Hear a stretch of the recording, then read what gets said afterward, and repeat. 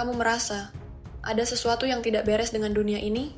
Seolah kita sedang diarahkan secara perlahan, tapi pasti ke sebuah sistem yang terlihat indah, namun menyimpan racun tersembunyi. Hari ini, kita akan membahas sebuah istilah misterius yang mungkin belum pernah kamu dengar sebelumnya. Agama Dajjalul Musta'an. Apakah ini sekte baru, ajaran sesat, atau petunjuk tentang datangnya fitnah terbesar akhir zaman? Simak sampai akhir, karena apa yang akan kamu dengar bisa jadi akan mengubah cara pandangmu terhadap realitas yang kita tinggali hari ini.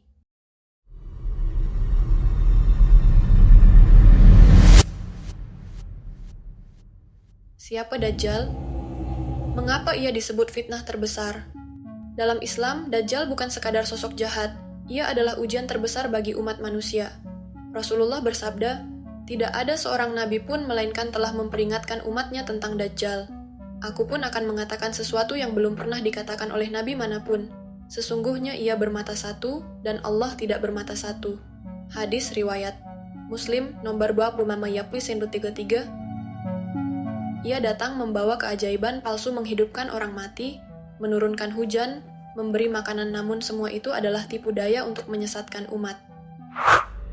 Apa itu Dajjalul Musta'an?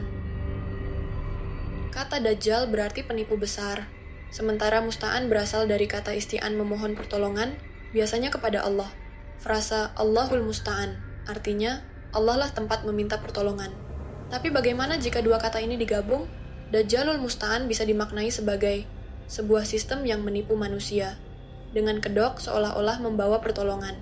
Teori konspirasi atau kenyataan yang tak terlihat. Dalam banyak kajian akhir zaman, para ulama dan peneliti kontemporer menyebut bahwa fitnah Dajjal bukan hanya tentang kehadiran sosok bermata satu, melainkan sebuah sistem global yang secara halus membentuk cara berpikir, cara hidup, bahkan cara manusia memaknai kebenaran. Dalam bukunya The Arrivals, Noriega and Achernar menguraikan bahwa ideologi Dajjal bekerja melalui sistem ekonomi, media, dan budaya pop mendorong manusia menyembah dunia, bukan pencipta. Seperti yang juga dikemukakan oleh Sheikh Imran Hossein, dunia kini perlahan masuk ke dalam era civilizational deception, peradaban yang menjauh dari nilai ilahiyah, namun dikemas dalam jargon kemajuan dan kebebasan. Kita disuguhi teknologi yang membuat kita lupa diri, diseret dalam pola konsumsi yang menjauh dari kesederhanaan, dan dibentuk oleh media yang menjadikan hiburan sebagai candu. Semua ini, menurut mereka, bukan kebetulan. Ini adalah bagian dari sistem yang dirancang untuk menggantikan tauhid dengan tawaran palsu, kekuasaan, uang, dan kenikmatan instan.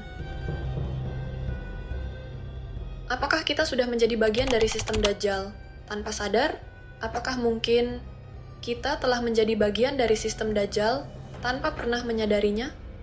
Banyak ulama dan cendekiawan Muslim modern, termasuk Dr. Bilal Phillips, mengingatkan bahwa sekularisme ekstrem dan dominasi materialisme di era sekarang bisa menjadi pintu masuk bagi fitnah Dajjal.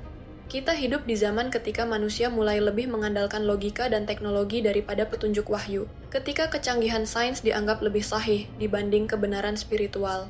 Dalam buku The Arrivals, disebutkan bahwa dunia kini tengah diarahkan menuju satu sistem global yang menghapus nilai ketuhanan dari sendi kehidupan manusia, sebuah sistem di mana kebebasan absolut diagungkan dan konsep Tuhan dianggap usang.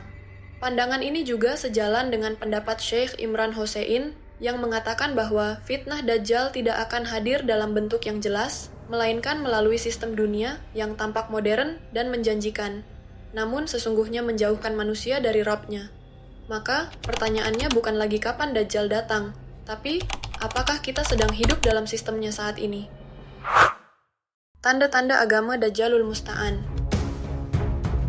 Tanda-tanda dari sistem yang disebut sebagai agama Dajjalul Musta'an bisa dikenali melalui pola-pola yang tampak halus, namun sangat mengakar dalam kehidupan modern. Salah satu cirinya adalah bagaimana kebatilan dikemas dengan kedok kebaikan. Dalam ajaran kebebasan yang melampaui batas, misalnya, manusia diajak untuk melakukan apa saja atas nama hak pribadi, bahkan jika itu bertentangan dengan nilai moral dan agama. Inilah bentuk nyata dari fitnah yang disebut dalam hadis-hadis akhir zaman. Selain itu, sistem ini secara perlahan menjauhkan manusia dari kitab suci. Di era digital, banyak generasi muda yang lebih mengenal tren media sosial seperti TikTok, daripada memahami isi Al-Quran. Ini sejalan dengan peringatan dalam Quran Surat Al-Furqan 30, ketika Rasul berkata, "Ya Tuhanku, sesungguhnya kaumku menjadikan Al-Quran ini sesuatu yang tidak diacuhkan. Akhirnya, dunia dijadikan sebagai tujuan utama hidup."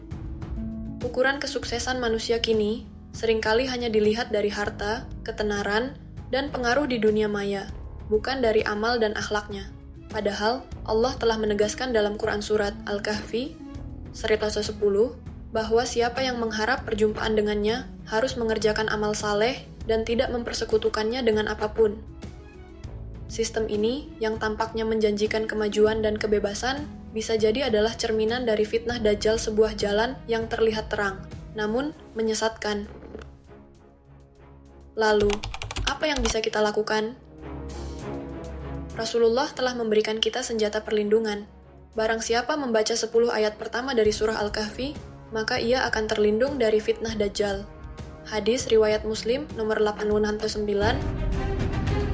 Kita tidak bisa melawan sistem besar ini dengan kekuatan fisik, tapi kita bisa bertahan dengan kekuatan iman, ilmu, dan kesadaran. Mungkin Dajjal belum muncul sebagai sosok, tapi sistemnya sudah ada di sekitar kita, dalam cara kita hidup, berpikir, dan memilih. Agama Dajjalul Musta'an mungkin bukan agama formal, tapi sebuah way of life yang menyesatkan manusia dengan kemasan indah. Maka tugas kita adalah menyaring kebenaran, dan tidak membiarkan nurani kita tertidur.